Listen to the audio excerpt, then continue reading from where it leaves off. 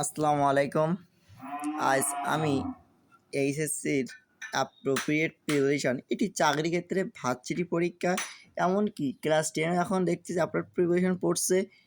যে কোনো প্রতিযোগিতামূলক পরীক্ষা আপনি এই চাকরি পরীক্ষা যে কোনো প্রতিযোগিতামূলক পরীক্ষা অ্যাপ্রোপ্রিয়েট প্রিপারেশন থেকে 1টি থেকে 2টি প্রশ্ন আসবে।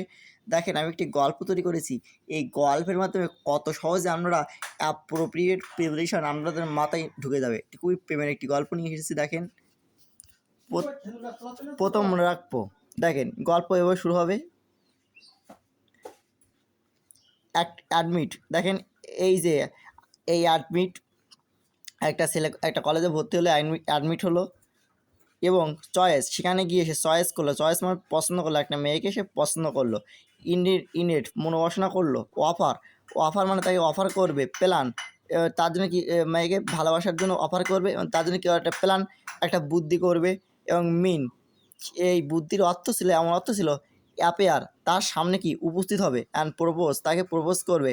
ডিমান্ড, কিন্তু প্রপোজ করছিল, কিন্তু তার মেয়েটার ডিমান্ড মানে অহংকার ছিল, ভীষণ অহংকার ছিল। মেয়ে তখন বললো ডিয়ার ইউ। তখন সে বললো তোমার কীভাবে সাহস হলো? হোপ। হোপ মানে কি? হোপ মানে হোপ, কীভাবে তুমি এটা আশা করলে?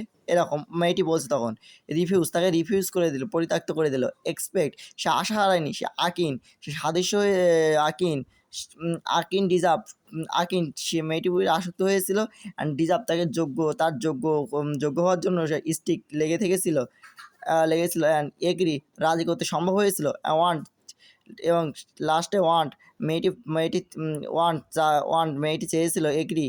লাস্টে শেষ পর্যন্ত সে এগ্রি মানে এগ্রি করেছিল, রাজি করেছিল মেয়েটিকে। অ্যান্ড এগ্রি, মেয়েটি চেয়েছিল ম্যানেজ মানে আয়োজন করতে, এটা বিয়ে অনুষ্ঠান আয়োজন করতে।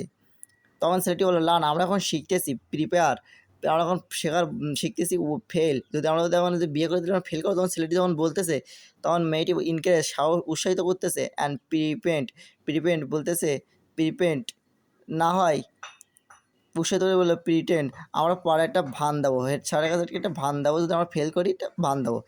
না হয় হেড স্যার না বলে থ্রেট মানে একটা হুমকি দেবে, মেয়ে বলছে। আর নিট মানে দরকার। তখন সেটি বলছে তোমার মতো মেয়েটা আমাকে দরকার।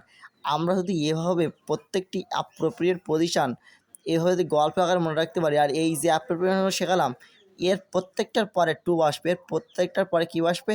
টুব আসবে। এভাবে যদি গল্পের মাধ্যমে আমরা অ্যাপ্রোপ্রিয়েট পজিশন শিখতে পারি, তাহলে আর কখনো ভুলবো না।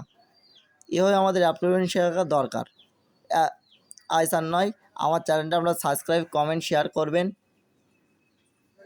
আসসালামু আলাইকুম। আর ফারহান আহমেদ ইউটিউব চ্যানেলে সাবস্ক্রাইব করবেন।